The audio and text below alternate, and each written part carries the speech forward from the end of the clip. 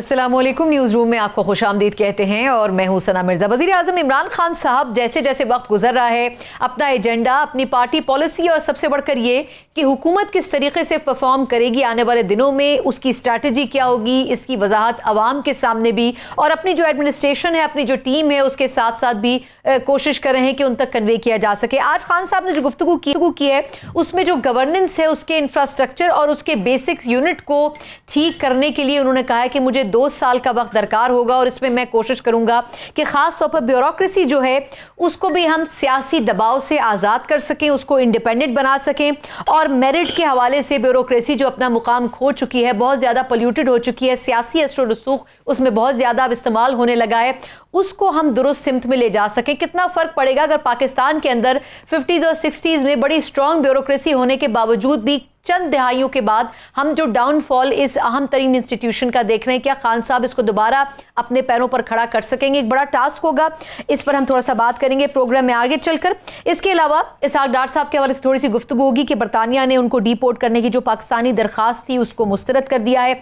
Chief justice की तरफ से जो जाली बैंक अकाउंट्स केस था उसकी समाअत भी मुकर्रर की गई है 17 सितंबर को। लेकिन एक और अहम चीज़ ये हुई है कि जो उसके लिए GIT बनाई गई थी उसने अपना काम बाकायदा कराची में शुरू कर दिया है। अब देखना यह है कि एक बड़ी जमात नून लीग के सरबराह के कटहरे में और उसके बाद जेल जाने के बाद क्या आसिफ अली जरदारी साहब भी मनी लॉन्ड्रिंग केस में एक अहम टारगेट हो सकते हैं?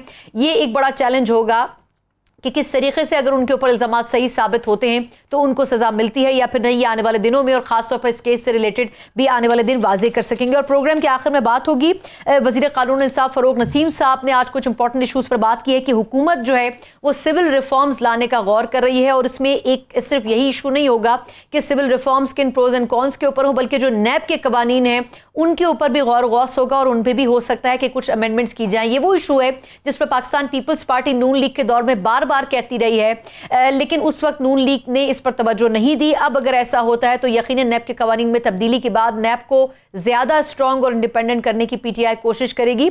इसका यकीनन असर पॉलिटिकल पार्टीज और दूसरे सिस्टम्स पर भी पड़ेगा। इन तमाम इशूज पर हमने प्रोग्राम में बात करनी है। जो मौजूद पैनलिस्ट मुझे ज्वाइन कर चुके, स्टूडियो से तारुफ का आगाज करूंगी। मेरे साथ सीनियर तजियाकार और सहाफी इजहारुल हक साहब मौजूद हैं। इजहार सबसे बहुत शुक्रिया आपका। मेरे साथ सीनियर माहिर कानून बैरिस्टर मसरूर शाह साहब मौजूद हैं। शाह साहब बहुत शुक्रिया प्रोग्राम में आने के लिए। और मेरे साथ वीडियो लिंक पर कराची से मौजूद हैं सीनियर तजियाकार और सहाफ़ी मुजाहिद बरेलवी साहब और जनरल रिटायर गुलाम मुस्तफ़ा साहब जो कि सीनियर दिफाई तजियाकार हैं। चारों मेहमानों का बहुत शुक्रिया। मैं आगाज़ करना चाहूँगी बरेलवी साहब सर आपसे। सर ये बताइएगा कि गुड गवर्नेंस और बैड गवर्नेंस पे ये डिबेट है जो कि पिछले 5 साल खान साहब करते रहे और उनकी पूरी कोशिश है कि इस दफ़ा गवर्नेंस को बेहतर किया जा सके। आज जो बातें की हैं सर खान साहब ने, आपके ख्याल में क्या वो गवर्नेंस को 2 साल में वापस असली शक्ल पर ले आएंगे, बेहतर कर सकेंगे? देखो सना, आपने जिन मेहमानों को बुलाया है हमारे बड़े सीनियर सीजन लोग हैं और ये इस्लामाबाद और लाहौर ब्यूरोक्रेसी के उतार चढ़ाव को बड़े अच्छी तरह देखते हैं और मैं बड़ा सबका एहतराम करता हूँ जो लिखते हैं या बोलते हैं। सना, आज की तकरीर बिलाशुबा वो जो कहते हैं कि खान साहब ने दिल से की, टर्म भी है हार्ट से, लेकिन आपको इल्म है कि पाकिस्तान में सिविलियन मिलिट्री ब्यूरोक्रेसी के दिल नहीं होता। यानी अगर उसे कोई दिल से गुफ्तगू की जाए वो आमतौर पर छड़ी की जबान सुनते हैं, वो आमतौर पर फौजी हुक्मरानों की सख्तगीर वार्निंगों की आवाज सुनते हैं, या फिर वो जो एक खास भुट्टो स्टाइल होता था जो इशारों में लोगों को निकालते थे और जो है वो जलसों में जो है कह देते थे फला सफीर होगा, फला कौंसल जनरल होगा, तकरीरों में नशरी कर देते कि फला को बरतरफ कर दो। तो हमने बड़े बड़े ब्यूरोक्रेट देखे हैं, अल्ताफ गौहर अयूब खान की नाक का बाल होते थे। फिर हमने देखा भुट्टो साहब के दौर में, जैसे मैंने कहा इब्तिदा तो हमें नजर आया कि एक पॉलिटिकल जो आज इमरान खान की शक्ल में हम देख रहे हैं, एक सियासी मन्नतनामा उभर के आया। तो लेकिन फिर लोग ये कहते हैं क्योंकि जब पॉलिटिकल पार्टीज कमजोर होती हैं, जब पॉलिटिकल लीडरशिप कमजोर होती हैं, जब आप वजारत का एक ऐसे कोई नाम दाखिला की वजारत का किसी ऐसे आदमी को बना देते हैं जिसको खबर ही नहीं होती कि पुलिस का क्या रोल होता है, जब आप बेशुमार में एनर्जी का उसको बना देते हैं, तालीम का उसे बना देते हैं जो मीटर रीडर होता है, तो जब आप मिनिस्ट्रियों में ऐसे मिनिस्टरों को बना देते हैं तो फिर इन्हिसार उनका उन्हीं ब्यूरोक्रेट्स पे होता है, उन्हीं सेक्रेटरीज पे होता है जो उनकी आंख कान नाक बनते हैं। अच्छा, ये बड़ा इंपॉर्टेंट टास्क होगा। बरेलवी साहब, मैं वापस आपकी तरफ आती हूँ। सर इजहार साहब, सर ब्यूरोक्रेसी को सर आपने तकरीबन अपने करियर का ऑलमोस्ट सारा टाइम दिया, और फिर सबसे बढ़कर ये कि आपने हर किस्म के लोग सर अपने प्रोफेशन में देखे। सर किस हद तक आपको लगता है कि खान साहब जो 2 साल मांग रहे हैं, क्या उसमें 100% इंप्रूवमेंट आ सकती है? और आपके ख्याल में सर मिनिमम टाइम क्या हो सकता है जिसमें वो इम्प्रूवमेंट ला सकते हैं? शुक्रिया सना। बात यह है कि इस मुल्क में कुछ चीज़ें बहुत आसान हैं। अगर आपने if you want to play to the gallery तो अमेरिका की साजिश का जिक्र कर दें, यहूद व हनूद का जिक्र कर लें। अच्छा, इसी तरह ये बहुत आसान है कि ब्यूरोक्रेसी को शैतान की सूरत में पेश करें कि ये लोग छड़ी के वो मानते हैं और इन लोगों ने भुगताया है फलां को। भुगताया नहीं है, भुगता है। इसी मुल्क में ऐसे ब्यूरोक्रेट हैं और उनकी अक्सरियत है, लोगों को पता नहीं है, वो इस शोबे से नहीं है, कि जो अपने घर से दाल साग लाकर खाते हैं। अक्सरियत दयानतदार लोगों की है, अक्सरियत उन लोगों की है जिन्होंने ट्रांसफरें भुगती, सजाएं भुगती, लेकिन उनके नाम हाईलाइट नहीं होते। 10%, 20% अगर खाने वाले हैं तो 80%। अदरवाइज ये मुल्क कैसे चल रहा है? लोगों को तनख्वाहें कैसे मिल रही हैं? टैक्स कैसे जमा हो रहा है? रेल कैसे चल रही है? थाने ठीक है खराब चल रहे हैं, लेकिन मैं इस पर जरूर एहतजाज करूंगा कि मुल्क के एक पढ़े लिखे सेगमेंट को, जो किसी सियासी बुनियाद पर नहीं, अपने कुव्वत बाजू पर, और ये तो भला हो अंग्रेजों का कि वो सिस्टम बना गए हैं एक काकूल में और एक सिविल सर्विस का। ऐसी बात नहीं है, ऐसी जज्बाती बेसरोपा बातें नहीं करनी चाहिए। सर पर इसमें एक छोटा सा सवाल है कि 2 साल क्यों खान साहब मांगे? अगर आपको लगता है कि ये तो खान साहब से पूछा जाए, उनके सामने असल में सिंगापुर का मॉडल है। सिंगापुर में मैं आता हूं, खान साहब ने जो कहा है और जो खान साहब ने नहीं कहा। सिंगापुर में जब ली क्वान यू आए तो ये उनका मॉडल है। उन्होंने कुछ वक्त मांगा था, इतना वक्त नहीं मांगा था, लेकिन ये जो उन्होंने, इमरान खान ने कहा है कि मैं आपकी तनख्वाहें प्राइवेट सेक्टर के करूंगा। वहां पर अगर आप हार्वर्ड से MBA करके आते हैं तो आपको मल्टीनेशनल उतना ही देती है जितना हुकूमत सिंगापुर देती है। और उसमें फिर ली क्वान यू ने अदालतों से ये भी तय कर लिया था कि अब हम जिसको सजा देंगे ब्यूरोक्रेट को, तो फिर आप उसको बचाएंगे नहीं। अदरवाइज उसने अपने खालिस अनडेमोक्रेटिक अंदाज में ये कहा था अदालतों को कि फिर मैं तुम्हें भी नहीं छोड़ूंगा। खान साहब ने जो 2 मांगे हैं साल, मेरी नजर से, I don't know what is in his mind, या उनको क्या बताया गया है या क्या, वो शायद उन्होंने to be on safer side मांगे हैं, इसलिए कि हालात ज्यादा खराब हो चुके हैं। और हालात खराब हुए हैं सियासी मुदाखलत की वजह से। इस सिविल सर्विस को सबसे ज्यादा डिक्टेटर्स ने, फौजी डिक्टेटर्स ने खराब किया, और उसके बाद उन मिनिस्टर्स ने खराब किया जो नंबर 1 अनपढ़ थे और नंबर 2 करप्ट थे। अब पिछले रिजीम में मुझे जाती तौर पर पता है एक मिनिस्टर का जो सिर्फ बुध के दिन आता था और जिसकी पूरी मिनिस्ट्री खालिस लिसानी और खानदानी बुनियादों पर चल रही थी। अब उसमें एक ब्यूरोक्रेट क्या करे? खान साहब ने एक इंतहाई अहम चीज की तरफ तवज्जो दी है जो लोगों को नहीं पता, वो है irrational frequent posting and transfer. आप अगर किसी SP के दफ्तर में जाएं, आप अगर किसी AG पंजाब के या रेलवे वाले के दफ्तर में जाएं, पुलिस के दफ्तर में जाएं, तो वहां आपको पता चलेगा एक 3 महीने रहा, फिर 5 महीने रहा, फिर कोई 7 साल रहा। ये चीज ब्यूरोक्रेसी को सबसे ज्यादा खराब करती है। ये खान साहब ने बिल्कुल ठीक कहा है, अगर ऐसा हो जाए कि आप 3 साल का टेन्योर दें, शिकायत हो या प्रमोशन हो या कोई और वजह तो उसको निकालें, अदरवाइज उसको वहां टेन्योर पूरा करने दें, वो अपना होमवर्क करे, स्पेड वर्क करे, फिर उसको नाफिज करे। अब मैं 2 चीजों की तरफ आता हूं जिनका खान साहब ने नहीं जिक्र किया। वो ये कि सिविल सर्विस में सारे ग्रुप्स हैं। अब एक खास ग्रुप जो है जिसको DMG कहते हैं वो छाया हुआ है, और सिविल सर्विस में ये मुल्क सारा DMG तो नहीं चला रही। DMG तो सिर्फ वो कचहरियां चला रही हैं जहां पे आप पैसे दिए बगैर कोई जमीन, कोई जायदाद, किसी का इंतकाल नहीं कर सकते। इसमें फॉरेन सर्विस है, इसमें पुलिस है, इसमें रेलवे है, इसमें कस्टम्स है, इसमें इनकम टैक्स है, इसमें इंफॉर्मेशन है। तो खान साहब को चाहिए कि जो सेक्रेटेरिएट है उसको इंडिया की तरह एक मेल्टिंग पॉट बनाएं, उसमें सारे आएं। इंडिया में गालिबन जो मेरा नॉलेज है, और मेरा नॉलेज इतना ज़्यादा अपडेट नहीं है इस मामले में, मुझे वहाँ गए हुए या देखे हुए अरसा हो गया है, वो ये कि हर ग्रुप से लोग आते थे, 5 साल काम करते थे, फिर वापस जाते थे। और दूसरा जो उनका काम है सबसे ज़्यादा इम्पॉर्टेंट, वो वज़रा के काम की निगरानी करें। इसलिए कि वज़ीर अव्वल तो पढ़ा लिखा हो। इस मुल्क में तो ऐसे ऐसे वज़ीर हुए हैं बगैर किसी मुबालगे के कि जिनसे कहा गया कि आप फाइल पर सीन लिखें तो उन्होंने उर्दू वाला सीन डाल दिया। और एक से कहा गया, जब आपको पता है कि जुल्फकार अली भुट्टो के ज़माने में पाकिस्तान नेशनल सेंटर्स थे, लाइब्रेरियाँ थी, उनका काम था फंक्शन कराना। तो एक वजीर ने पूछा कि भाई किस पर फंक्शन कराएं, तो किसी ने, हमारे जैसे किसी क्लर्क ने कहा होगा कि आप इब्ने खल्दून पर फंक्शन करा दें। तो उसने कहा कि डायरेक्टरी उसके सामने फेंकी कि मेरी बात कराओ इब्ने खल्दून से, अभी टाइम ले। सर मेरा ख्याल है तो खुदा के लिए इस मुल्क को और इस ब्यूरोक्रेसी को ऐसे वज़रा से बताएं। और ये जो नवाज शरीफ साहब ने सारी, और उससे पहले भी इन्होंने मॉनिटर नहीं किया।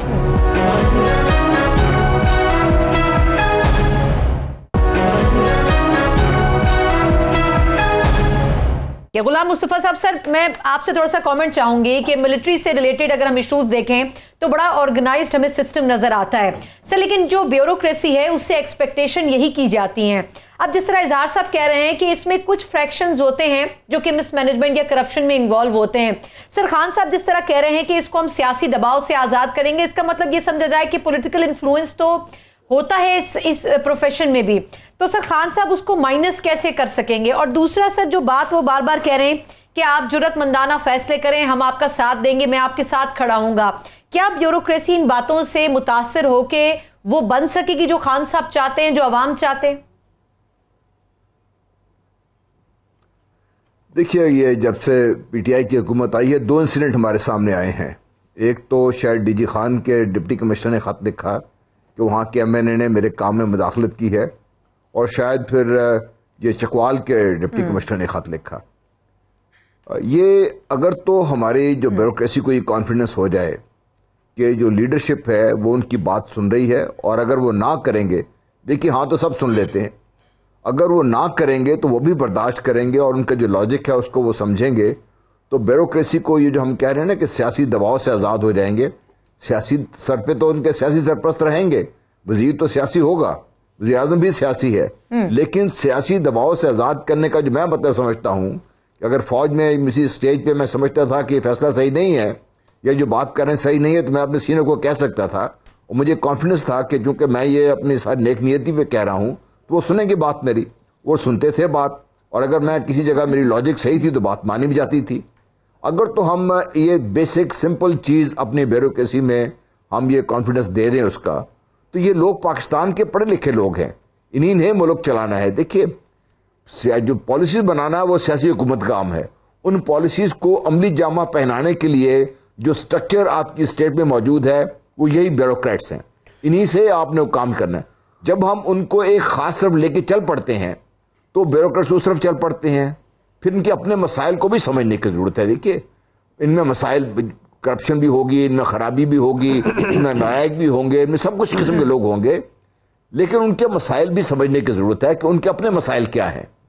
अगर उनको जिस तरह एक तो हम सिर्फ वो टेनर पोस्टिंग की बात कर दी ना, उनकी तो सियासी जो लीडरशिप है टोटल ज़िंदगी जब उनके ऊपर इन्हिसार होगा तो क्या करेंगे वो। आप उनको ये कॉन्फिडेंस भी दें कि आप अपना काम ठीक कीजिए, अपना सही तरीके से काम कीजिए, लॉजिकली काम कीजिए, कानून के मुताबिक काम कीजिए और फैसले कीजिए। देखिए दोनों तरफ होते हैं, या तो आप गलत तरफ लेके जाते हैं तो करप्शन का बाजार सरगर्म हो जाता है, और कई दफ़ा लोग करप्शन अपने आप को उनसे बचाने के लिए काम करना छोड़ देते हैं और वो एक इम्पेडिमेंट बन जाता है, रास्ते में एक रोड ब्लॉक बन जाता है, वहाँ पे वो भी काम आगे नहीं चलता इसको।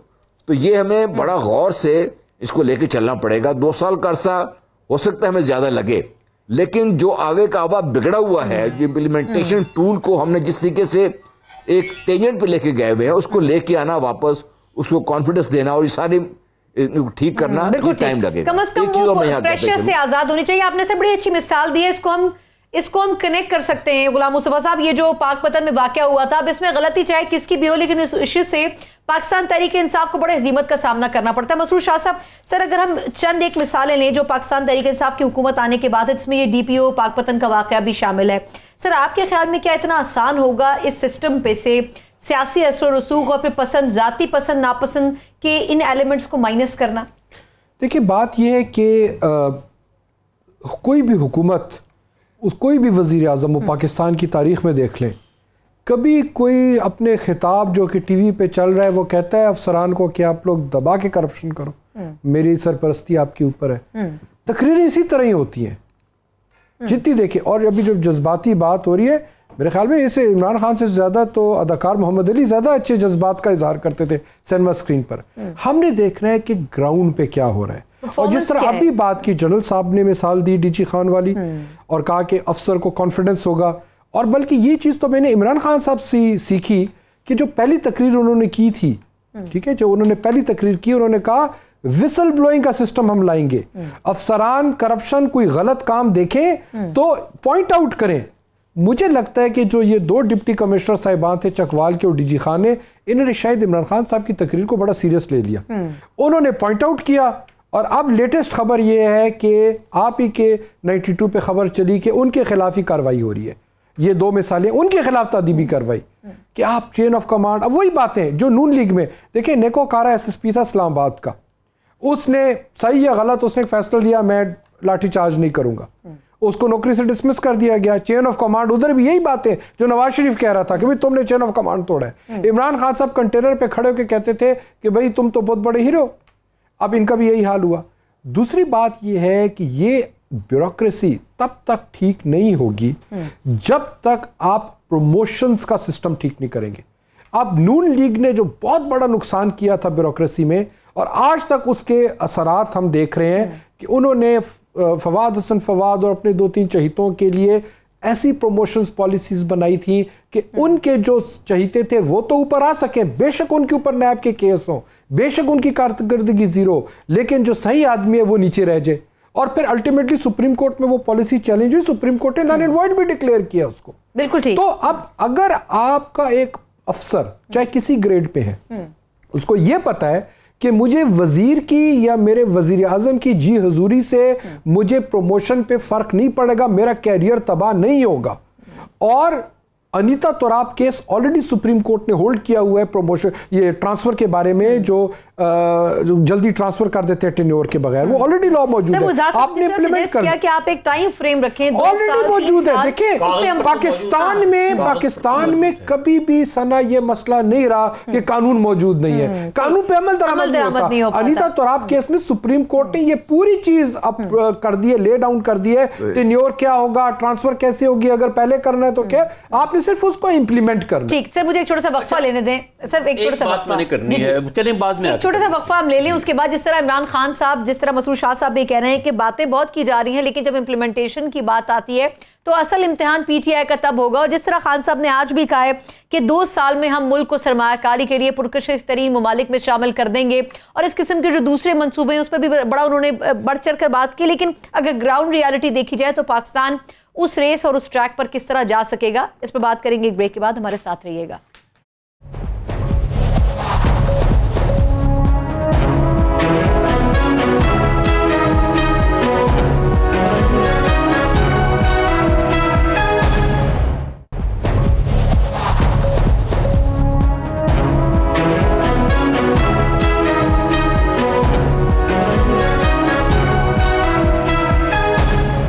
ब्रेक के बाद एक बार फिर न्यूज़ रूम में आपको खुशामदीद कहते हैं। जहाँ इमरान खान साहब ये कह रहे हैं कि 2 साल में मुल्क सरमायाकारी के पॉइंट ऑफ व्यू से बहुत बेहतर हो जाएगा, वहीं वो कुछ मंसूबों में भी बात करें, जिस तरह ऑरेंज ट्रेन को आज उन्होंने कोट किया है कि जी ऑरेंज ट्रेन जैसे जो मंसूबे हैं वो कर्ज लेकर बनाए गए जो खसारे हैं, और जाहिर सी बात है उस हवाले से भी इन्वेस्टिगेशन होगी जिस तरह मुल्तान मेट्रो पे हो रही है। सर कोई पॉइंट देना चाहते हैं? मैं एक छोटी सी बात और जिक्र कर दूं कि इसहाक डार साहब के हवाले से भी थोड़ी सी डेवलपमेंट हुई है, और उस पर हम थोड़ा सा मसरूर शाह साहब का भी कमेंट लेंगे।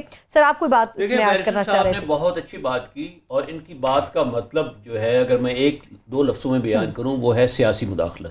सियासी मुदाखलत का जाना बड़ा मुश्किल है। अभी देखें कि जो चीफ मिनिस्टर ने किया या जो दूसरे जो चकवाल के हैं गालिबन उन्होंने किया, तो उससे ये साबित होता है कि कल्प्रिट ब्यूरोक्रेसी में भी फरिश्ते नहीं हैं। इन्होंने भी बहुत हंगामे मचाए हैं, तोड़ फोड़ की है, बहुत लूटमार की है, लेकिन आप देखें कि अब बॉल तो उनके कोर्ट में है ना। चीफ मिनिस्टर का क्या काम है कि आप IG को बाईपास करके बुला रहे हैं और यहाँ पर, और इमरान खान उनके खिलाफ कोई एक्शन नहीं ले रहे, IG को ट्रांसफ़र कर दिया, फलां को ट्रांसफ़र। तो मैं इनकी बात को आगे बढ़ाते हुए ये कहूँगा कि जब तक इसका किबला सियासतदानों का किबला दुरुस्त नहीं होगा, तब तक जो ब्यूरोक्रेट है वो एक तो उसको कॉन्स्टिट्यूशनल प्रोटेक्शन भी 73 में हटा दी भुट्टो साहब ने। अब आप उसको बैक कलम आप उसको घर भेज सकते हैं, ऊपर से सियासी मुदाखलत, फलां को ट्रांसफर करो, फलां को ये करो, फलां को बुलाओ, फलां के घर जाओ माफी मांगने के लिए, तो सियासतदानों का किबला दुरुस्त होगा तो बाकी नहीं। पहले पॉलिटिशियंस को थोड़ा सा अपना रवैया बेहतर करना होगा। मुजाहिद बरेलवी साहब, सर आपकी तरफ आती हूँ, दो हवालों से सर आपका कमेंट चाहूंगी। एक तो ये कि खान साहब बड़े मंसूबों के बारे में बात कर रहे हैं, कह रहे हैं रेलवे की अराजी हमने रिकवर कर ली है, फिर ऑरेंज ट्रेन पर बात कर रहे हैं, फिर मुल्तान मेट्रो पे भी इन्वेस्टिगेशन अब शुरू हो चुकी है। सर क्या साबका हुकूमत के मंसूबों का सिर्फ एहतसाब करना ये खान साहब की हुकूमत की तरजीह है, या फिर आपको लगता है कि जो सीरियस नोट के ऊपर केसेस हैं उनके ऊपर भी कुछ काम होगा, जिस तरीके से मनी लॉन्ड्रिंग केस है, डार साहब की वतन वापसी है, इस पे भी कुछ इंडिपेंडेंस मिल सकेगी? जी बरेलवी साहब। देखिए, ये जो इतनी गंभीरता गुफ्तगू हो रही है उसमें एक बड़ी जो अहम बात है, और ये यकीनन जो बहुत ज्यादा सीनियर लोग बैठे हैं और शायद कहीं ये बात आई भी और लिखी भी है कि 25 जुलाई के इलेक्शन के बाद अब गालिबन 2 महीने हो गए, 18 अगस्त को महीना हो गया है, इमरान खान साहब असल जो कहते थे मेरी पार्टी मजबूत है, मेरे वर्कर मजबूत हैं, मेरे साथ जो इंटैक्ट है, नौजवान इंटैक्ट है, वो उनकी स्ट्रेंथ से जो है लेके आए और जरदारियों और शरीफों को जिनकी पार्टियां 20-30 साल से चल रही थी, बड़े जहादीदा बड़े आजमूदा कार लोग होते थे, उनके साथ क्या नहीं हुआ। एक चौधरी निसार मिसाल है जिसकी जो 35 साल से जीतता था, जिसको उन्होंने हराया, उसका नाम भी नहीं पता। लेकिन बदकिस्मती से खान साहब जो जितनी भी बातें कर रहे हैं, मुझे खौफ यह है कि वो जो घर था उनकी पार्टी कहां है। खान साहब चेयरमैन पीपल्स पार्टी थे, वजीर आजम, खान साहब के नायब सदर वजीर खारजा, खान साहब के सेक्रेटरी जनरल पाकिस्तान के सदर, खान साहब की पार्टी के सेक्रेटरी जनरल इंफॉर्मेशन मिनिस्टर, बाकी ओहदेदार चले गए। पार्टी कहां गई जनाब? और जब पार्टी ओवर हो जाती है तो फिर ये हुकूमतों में यही ब्यूरोक्रेट, यही जो उनके गिर्द जो खुशामदी टोला, यही मुख्तलिफ ताल्लुक से बीवियों उनके हवाले से फिर लोग आने शुरू हो जाते हैं। तो सॉरी, मुझे थोड़ा सा रिएक्ट कर रहा हूं, लेकिन ये जो बात है ब्यूरोक्रेसी के नंबर पर बाद में आएगा। पार्टी कहां गई? थे उनको मुख्तलिफ ओहदे दे दिए गए खान साहब की तरफ से। अभी मैं एक बिल्कुल मैं इसी बात पे करता हूँ भी, मेरे साथ पीटीआई के एक दोस्त बैठे थे कोर्ट चैनल पे और हम ये चकवाल वाला वाकया डिस्कस कर रहे थे, तो नून लीग वालों ने कोई नुक्ता उठाया, उन्होंने कहा आप क्यों बात करते हैं, ये तो अभी तक आपके साथ था और अब ये एमएनए हमारे पास आ गया और हम नया पाकिस्तान बनाएंगे। तो मैंने कहा भाई अभी तक जो आपके साथ था नून के साथ, उसके साथ आप बैठ के चकवाल में नया पाकिस्तान बनाएंगे। और एक और बात मुजाहिद साहब की बात ही को एक और एस्पेक्ट देता हूं मैं। देखिए ये अब 2 साल पहले तो 100 डेज की हमने बात सुनी थी, पहले तो मुराद सईद के बकौल अगले दिन ही जिस दिन हलफ उठाएंगे वो क्या क्या कर लेंगे, फिर 100 डेज तक, अब बात 2 साल तक आ गई है। इमरान खान साहब ने तो कहा था कि मेरे पास टीमें तैयार हैं, लंदन अमेरिका में एक्सपर्ट्स बैठे हुए हैं, असद उमर जो फ्रंट पे लोग हैं वो नहीं, मेरे पास बैकअप में दूसरी टीम मौजूद है, शैडो मिनिस्टर, और किसी मिनिस्ट्री का ऐलान हो ना हो, असद उमर का तो उन्होंने कहा शैडो मिनिस्टर काम कर रहा है, वो दूसरी पार्टियों में निजाम नहीं है। तो मैं एज अ वोटर तो एक्सपेक्ट कर रहा था कि पहले दिन से काम शुरू हो जाता। बहरहाल 2 साल तक बात है, वो देख लेंगे उसको। अच्छा सर, मैं अब अगर 2 केसेस पे आपसे कमेंट चाहूँ, एक तो डार साहब की वापसी के हवाले से जिस तरह उनकी दरखास्त मुस्तरद कर दी है बरतानिया ने, और दूसरा ये कि जो मनी लॉन्ड्रिंग का केस है उस पर JIT बना दी गई। आपके ख्याल में ये 2 बड़े टास्क हैं, क्या ये गवर्नमेंट फुलफिल कर सकेगी इनको? देखिए बात यह है कि जहाँ तक JIT का ताल्लुक है उसमें गवर्नमेंट का उतना मुझे रोल नज़र नहीं आता, क्योंकि वो सुप्रीम कोर्ट की सुपरविजन में जिस तरह पनामा की थी, हालांकि पनामा में हुकूमत जो है केस में नून लीग की थी, लेकिन उसमें कोई इंटरफेरेंस नहीं कर सकी क्योंकि सुप्रीम कोर्ट की सुपरविजन थी। इसी तरह ये भी JIT चूंकि सुप्रीम कोर्ट की सुपरविजन में है, हर 15 दिन बाद जो है सरबमोहर रिपोर्ट सुप्रीम कोर्ट में जाएगी। तो मेरे ख्याल में कि इसमें हुकूमत का कोई इतना अमल दखल मुझे नजर नहीं आ रहा। इंडिपेंडेंट इदारे हैं, वो अपना काम करेंगे। ऑन लीगल ग्राउंड पूछें तो आपके ख्याल में मनी लॉन्ड्रिंग केस जरदारी साहब के लिए कितना क्रूशल हो सकता है? देखिए तो ये कहने कि मेरा तो चंद करोड़ का मामला है। देखिए बात यह है कि मनी लॉन्ड्रिंग आपने 1 रुपए की भी की है या 10 अरब की भी की है। अब ये तो जब इन्वेस्टिगेशन थ्रेडबेयर होगी, क्योंकि पहले हमने कुछ करोड़ रुपए की बात सुनी, फिर आहिस्ता आहिस्ता ये बात अरबों तक चली गई, अब ये बात बहुत ज़्यादा आगे चली गई है। अब जब इस मैटर को फिर पहले से जरदारी साहब उनकी हमशीरा का नाम आया था, अब शायद उनके बच्चों का भी नाम आ रहा है, तो अगेन ये तो जब इन्वेस्टिगेशन होगी सारे इदारे मिलके हैं। पहले तो आपको एक इतराज़ था ना कि भाई DGFIA का भाई जो है वो GDA से खड़ा हो रहा है, अब तो मुख्तलिफ इदारे आ चुके हैं, इलेक्शन भी ख़त्म हो चुका है, तो अब दूध का दूध पानी का पानी हो जाएगा, चीज़ क्लियर हो जाएगी। बिल्कुल ठीक। अब जो इंपॉर्टेंट क्वेश्चन है इसहाक डार का, देखिए ये मैं अक्सर कहता था पहले भी जब बात होती थी चैनलों पे कि हम इसको ले आएंगे उसको। देखिए इतना आसान नहीं है, और ये चीज़ आपने परवेज मुशर्रफ के केस में भी देखी है। लेकिन उनकी गवर्नमेंट तो कह रही है ना कि कानून में गुंजाइश मौजूद है, लेकिन पाकिस्तान हुकूमत उस तरीके से रुजू करे। देखिए अब होता ये ना, आपने गवर्नमेंट टू गवर्नमेंट तो ट्राई करके देख लिया, वो तो उन्होंने रिफ्यूज़ कर दिए। अब होता क्या है कि पाकिस्तान और इंग्लिस्तान के बीच में एक्सट्रेडिशन ट्रीटी मौजूद नहीं है। उसमें फिर जिस तरह अगर पाकिस्तान से भी, बल्कि मेरा ये मुख्तलिफ केसेस में एक्सट्रेडिशन के डील कर रहा हूँ, जब ब्रिटिश गवर्नमेंट ने रिक्वेस्ट की है हमारे शहरियों के लिए, और हुकूमत पाकिस्तान आंखें बंद करके इंग्लिस्तान से लेटर आया नहीं, हमारा बंदे को हथकड़ियाँ लगाई, जहाज में बिठा के हवाले कर दिया।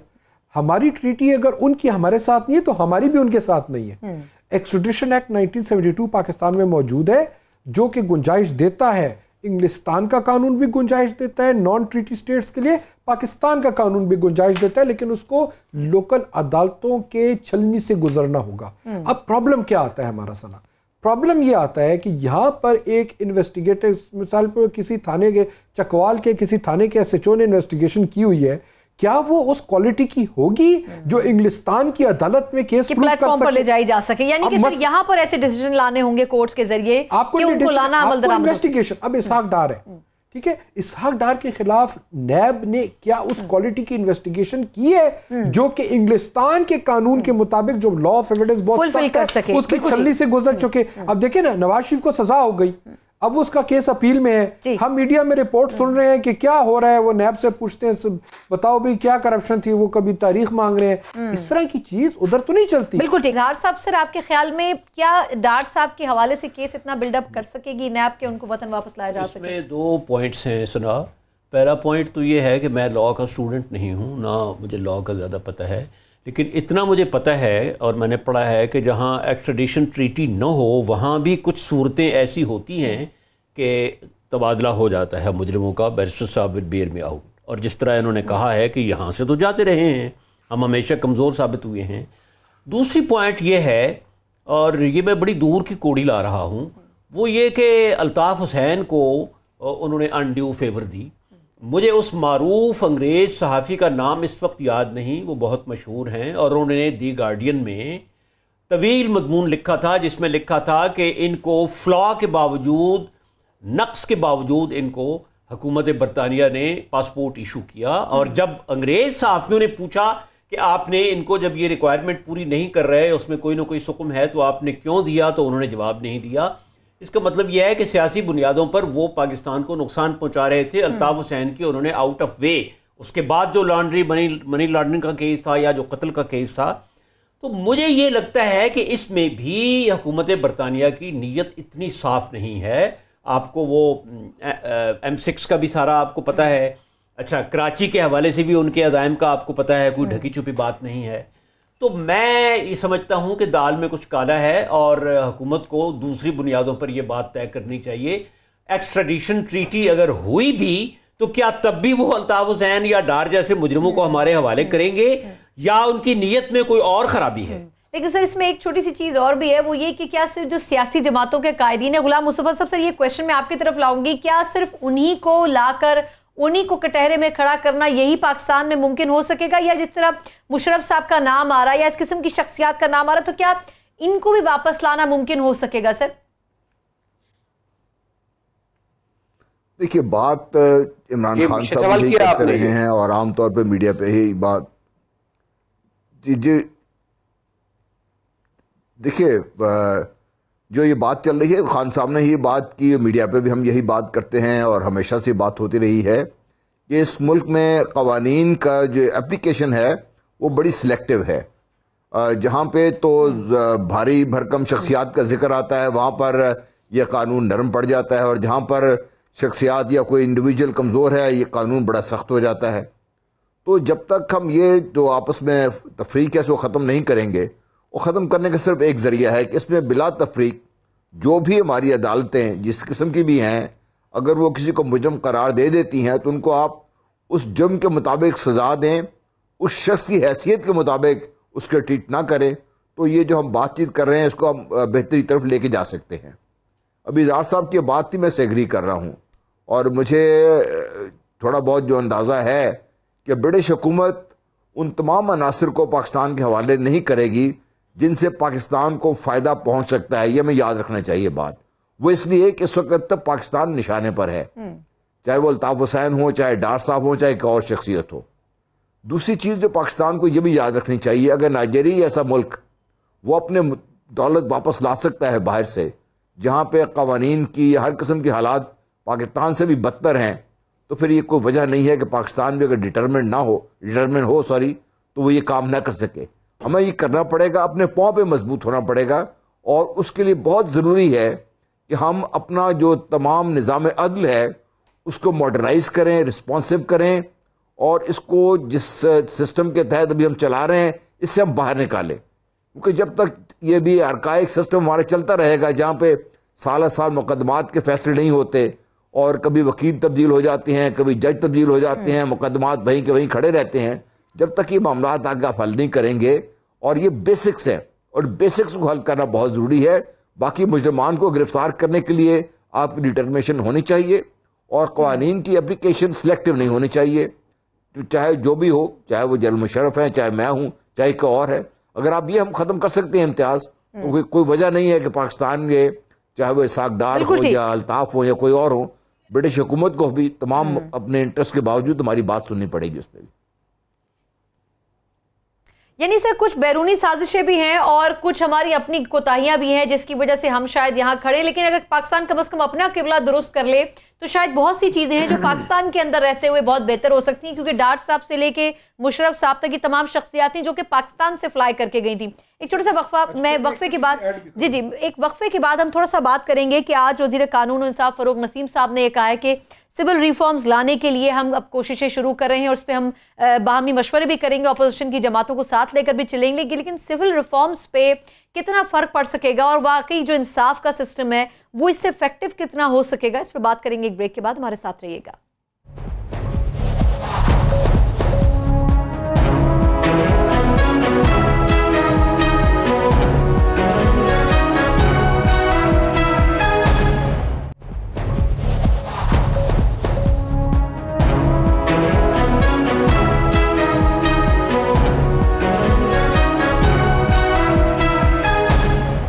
ब्रेक के बाद एक बार फिर खुशामदीद कहते हैं। ये हुकूमत अब इस मरतबा कोशिश करिए कि जहां बहुत सी चीज़ों को बेहतर किया जा सके उसमें एक सिविल रिफॉर्म्स भी शामिल है, और जो हमारे वजीर कानून और इंसाफ हैं फरूक नसीम साहब, उन्होंने ये कहा है कि इसके ऊपर बाकी जमातों को भी लेकर चलेंगे, लेकिन इससे बेनिफिट कितना हो सकेगा ये एक बड़ा टास्क होगा पीटीआई के लिए भी, और क्या बाकी जमातें इसके ऊपर एक पेज पर भी होंगी इनके साथ, ये भी देखना होगा। मैं बरेलवी साहब सर आपसे शुरू करूंगी ये सेगमेंट। सर ये बताएगा कि सिविल रिफॉर्म से कितनी इंप्रूवमेंट आ सकेगी, और केपीके में हमने देखा था कि अदलिया के सिस्टम के ऊपर कोशिशें की गई थी कि थोड़ा सा उसको इफेक्टिव किया जा सके। सर क्या उसी मॉडल को आपके ख्याल में मद्देनजर रखकर सिविल रिफॉर्म्स लाए जा रहे हैं या कुछ नई चीज होगी? इन तमाम पार्टियों का जो रूलिंग रही है, हिस्सा बनी रही है, खुद इनकी जमात और उनके कायद ने माजी में जो कानून की धज्जियां बखेरी हैं वो भी हमारे सामने है। ये कानून से बालातर लोग जो पिछले इस इलेक्शन से पहले लोग थे, अब वो कह रहे हैं हम रिफॉर्म लाएंगे। 70 लाख पाकिस्तान में, भाई जो मौजूदा कवानीन है उन पर ये अमल कर लें। ये जो आप वक्त लेने के लिए ये बेवकूफ बनाना चाहते हैं, कोई कमीशन बना देंगे, कोई कमीशन बना देंगे, हमारे पैसे पर निजाम क्या निकालेंगे आपको? क्या हाल है वक्त खानों का, क्या हाल है आपकी कचहरियों का? और इतनी कोशिश के बावजूद मैं वाकई दाद दूंगा जस्टिस साकिब को एक अस्पताल जाना पड़ रहा है, एक कोर्ट जाना पड़ रहा है, क्योंकि ना कोई नीचे सेशन कोर्ट है, ना कोई बाकी सिविल कोर्ट है। वकीलों का हाल ये है कि पता नहीं कितने जो है हजारों की तादाद में काले कोट पहनने वालों पर कोई डिग्रियां हैं, और बैरिस्टर फारूक नसीम इन तमाम सिस्टम का हिस्सा रहे। पहले तो उन्हें जिम्मेदारी कबूल करना चाहिए कि आज के सिस्टम जिसको दुरुस्त करने की बात कर रहे हैं वो और उनकी जमात उसमें बराबर में शरीक है, फिर हमें आके आप नया कानून और नया सिस्टम बताने की कोशिश करें। मोहतरम बैरिस्टर फारूक नसीम साहब, सॉरी नहीं, लेकिन बरेलवी साहब सर मुझे मुख्तसरन ये भी बता दें कि वो इसी खराब सिस्टम को बेहतर करने के लिए तो रिफॉर्म्स लाने की बात कर रहे हैं ना सर। मौजूदा सिस्टम में वो कह रहे हैं कि इतने नकाइस हैं कि इसको हटाए बिना, तब्दील किए बिना इम्प्रूवमेंट नहीं आ सकेगी। क्या सही करेगा? जो हिस्सा रहा है पिछले 30 साल से, जिनकी जमात उसका हिस्सा रही, वो क्या दुरुस्त करेंगे? पहले माफी मांगे कि उन्होंने गलतियां की। बिल्कुल ठीक। अच्छा मसरूर शाह साहब, सर एक तो ये कि ये जो सिविल रिफॉर्म्स की बात की गई है, आपके ख्याल में इसकी जरूरत है या जो ऑलरेडी मौजूद सिस्टम है जिस तरह बरेलवी साहब कह रहे हैं इसको ही अगर बेहतर कर लें और इसी को चला लें तो बहुत सी चीज़ें बेहतर हो जाएंगी? देखिए, ज़रूरत तो बहुत ज़्यादा है। पाकिस्तान अनफॉर्चुनेटली उन ममालिक में है जहाँ पे civil justice system delivery mechanism इंतहाई सुस्त है और करप्शन का एलिमेंट भी मौजूद है। ना सिर्फ सिविल, क्रिमिनल कोई भी केस देख ले, सालों साल लग जाते हैं, केस फैसले नहीं होते। अभी एक खबर आई थी, आज या कल आई है, कि एक 10 साल बच्चे के ऊपर 4 किलो हेरोइन का इल्ज़ाम लगा था। 10 साल बाद आज वो बरी हुआ है, सुप्रीम कोर्ट ने कहा इल्ज़ाम गलत था। 10 साल बच्चा अभी किस साल का होगा और वो अब टीबी का मर्ज में मुब्तला हो गया। तो प्रॉब्लम तो है। अब सवाल यह है कि आपने करना क्या है। देखिए, बात यह है कि सबसे आसान काम है कमीशन बना दो, कमेटी बना दो। ये हम इस्लामाबाद में बैठ के प्रोग्राम कर रहे हैं। इस्लामाबाद में बहुत अच्छा कानून बना है, कॉस्ट ऑफ लिटिगेशन एक्ट 2017, जो कि एग्जैक्ट यही प्रॉब्लम्स रेमेडी करता है जिनकी निशानदेही बैरिस्टर फरूक नसीम साहब ने की है। यहाँ पर आप एक एडजर्नमेंट भी नहीं ले सकते बगैर फाइन दिए और बड़ा स्ट्रिक्ट टाइमलाइंस दी हुई है। और यहाँ पर एक केस चल रहा है इमरान खान के खिलाफ डिफेमेशन का। मेरे ख्याल में 1.5 साल हो गया है, वो अभी तक जवाब दावा भी इमरान खान की तरफ से नहीं आया। बिल्कुल सही, जवाब दावा भी नहीं आया। वो बाकी पाकिस्तान को तो छोड़ें, जब वो करेंगे इस्लामाबाद में जहाँ पे कानून भी मौजूद है, जब मुल्क का वजीर आजम ही सिविल सिस्टम की इस तरह धज्जियां उड़ाएगा तो फिर उसके बाद आप बाकी मुल्क से क्या एक्सपेक्ट करेंगे? बड़े बड़े वकील हैं, को साबिक लॉ मिनिस्टर्स उसकी तरफ से जाते हैं। और इन रिफॉर्म से भी बहुत मेजर फर्क नहीं पड़ने वाला। होना चाहिए, बहुत जरूरी है, लेकिन पाकिस्तान का कभी ये मसला रहा ही नहीं कि यहाँ कानून नहीं है। कवानीन है, कानून पे अमल दरामद नहीं होता। अच्छा, लेकिन इस्लामाबाद में तो आया है ना। हमारे कुछ सराइनी माहिरीन समझते हैं कि ये जो 100-200 साल पुराने कवानीन है, इजहार साहब सर मैं आपकी तरफ आऊंगी, कहते हैं कि ये जो 200-300 साल से जो कवानीन चले आ रहे हैं अंग्रेज दौर के, अब इनको तब्दील होना चाहिए। क्या आपके ख्याल में प्रायोरिटी ये होनी चाहिए? सना, अकबर इलाहाबादी ने एक दफ़ा शिबली नुमानी को दावतनामा भेजा, तो दोनों शायर थे और मशाहिर में से थे। तो वो अकबर ने लिखा उनको कि आता नहीं मुझको किबला किबली, बस साफ कहूँ कि भाई शिबली। तो मुझे तो लॉ का नहीं पता कि सिविल रिफॉर्म या सिविल सार रिफॉर्म, मुझे इतना पता है कि मैं एक गांव का आम आदमी हूँ और मुझे इतना पता है कि मेरे गांव के लोग, मेरे इलाके के लोग पैदा होते हैं, लिटिगेशन शुरू होती है, जवान होते हैं, उधेड़ उम्र होते हैं, बूढ़े होते हैं, मर जाते हैं, केस का फैसला नहीं होता। अब इसमें जिम्मेदारी हुकूमत की है या अदलिया की है? जजों पर ज़्यादा बोझ है, केसेस ज़्यादा हैं, या जो कुछ भी है। मैंने अपने एक क्लास फेलो से पूछा जो एक कस्बे में हैं वकील, कि यार इतना ओवर क्राउडेड शोबा है, इतने ज़्यादा वकील हैं, तो तुम्हारा गुजारा हो जाता है? तो उसने कहा कि जी वो उसकी जो लिटिगेशन पर गाँव का आदमी आता है उसकी जान ही नहीं छूटती, तो उसने तो बाकी जिंदगी हमें पैसे देने ही देने हैं। तो जस्टिस साहब बिल्कुल डैम भी बनवाएं। जस्टिस है, कम से कम टाइम फ्रेम में सर होना। मैं खुद जब मुझे 15 साल पहले की बात है कि हुकूमत ने मेरे साथ ज्यादती की, मैं अदालत में चला गया, 8 महीने मेरी तारीख नहीं पड़ी। तो मेरा एक अजीज वकील था, उसने कहा जी 500 रुपए दिए बगैर तारीख नहीं मिलेगी। मैंने कहा कि 500 रुपए नहीं देने, मैं रिश्वत नहीं लेने दूंगा। उसने कहा जी फिर आप क़यामत तक इंतजार करें। तो चीफ जस्टिस साहब से गुजारिश है कि जनाब बस साफ कहूंगे, बस साफ कहूंगे भाई, करप्शन का एलिमेंट हो गया ना। मुझे लास्ट कमेंट लेने दे। हमारे साथ गुलाम मुस्तफा साहब हैं। गुलाम मुस्तफा साहब, सर मुझे क्विकली बता दें, टाइम क्योंकि बहुत कम रह गया है, कि सर क्या मौजूदा सिस्टम को बेहतर करने की जरूरत है, या आपके ख्याल में रिफॉर्म्स लाने से कुछ बहुत बड़ी तब्दीली आएगी हमारे जुडिशल सिस्टम में? देखिए, मैं पेसिमिस्ट नहीं हूँ। मैं ये समझता हूँ कि हमें रिफॉर्म्स की ज़रूरत है, और जो आप बात कर रही थी, इतने पुराने कवानीन हैं, उनको मॉडर्नाइज करने की ज़रूरत है आज के मुताबिक, और फिर उस पर अमल दरामद की सख्ती की ज़रूरत है। और उनके लिए हुकूमत का काम है, ये चीफ जस्टिस का काम नहीं है। चीफ जस्टिस से कहीं हम राय लेना चाहें तो ले सकते हैं, लेकिन बेसिकली ये हुकूमत का काम है। और हुकूमत अगर अपना काम सही करे, इन कवानीन को सही करे, आज के मुताबिक करे, और उन पर अमल दरामद के लिए फिर हम चीफ जस्टिस साहब से पूछ सकते हैं कि भाई अमल दरामद क्यों सही नहीं हो रहा। इसमें जो हमारे जस्टिस हैं उनको भी सोचना है, अदालतों की तादाद कम है, उनको बढ़ाना है। 22 करोड़ 25 करोड़ अवाम है, इसको डायनामिक बनाना है, टाइम के मुताबिक इसको हमने करेंगे तो इंशाल्लाह मुझे उम्मीद है कि बेहतरी आएगी। अल्लाह खैर रखे। बिल्कुल ठीक, बहुत शुक्रिया हमारे चारों मेहमानों का। यकीनन रिफॉर्म्स होने बहुत ज़रूरी हैं, लेकिन जब ये रिफॉर्म्स हो जाएं तो इनकी इम्प्लीमेंटेशन कैसे होगी, ये एक और बड़ा चैलेंज होगा हमारी कोर्ट्स के लिए भी और हमारी हुकूमत के लिए भी। इस चैलेंज को पूरा करना बड़ा ज़रूरी है। प्रोग्राम से मुझे इजाज़त दीजिए, अल्लाह हाफिज़।